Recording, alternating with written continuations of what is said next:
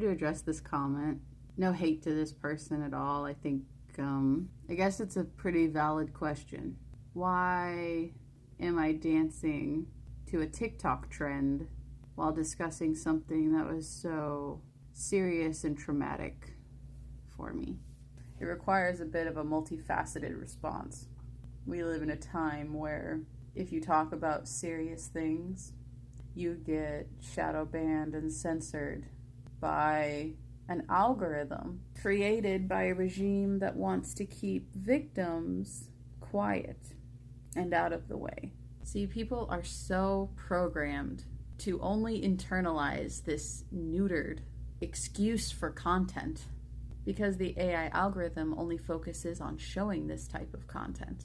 Lowering retention rates and attention spans almost requires me to cut my unfortunate story into 15-second dance segments because freedom of speech does not mean freedom of reach. Not saying that any social media is free speech anyway.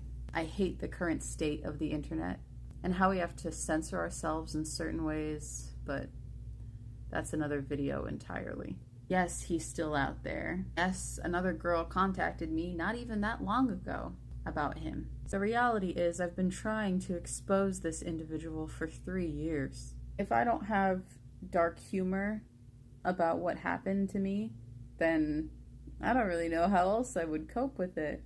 The fact that I had FBI agents and policemen telling me that I'm not a victim and that the evidence I had was above their pay grade, so they couldn't accept it. Gaslighting me by saying I'm re-traumatizing the real victims when I am the only one who's trying to help them report their abuse to the police from this individual. People say that I'm lying for clout. People saying that, oh, if he liked minors, then why would he like you? He liked me enough to use me mentally, physically for 3 years as a cover-up to his parents and all of his friends while he did things to those girls behind my back. I've had people ask me what I did to make him turn to children. How am I supposed to react to that except with a cynical sense of humor? People say I have no proof. I do have all the proof. They just won't read it. Just like those cops in his hometown. The system totally failed me. The police that just coincidentally lost the reports or told me to just put it in my rearview mirror. Just forget about it. When I had cops knocking on my door, searching my car instead of his computer. So sometimes I might make a uncouth joke about it in the form of a TikTok trend. My point is, if a dumb TikTok dance is what the algorithm picks up to get the word out about him to others, then I will exploit that avenue. Even though, of course, I would quite frankly prefer to speak candidly, honestly, like this about it.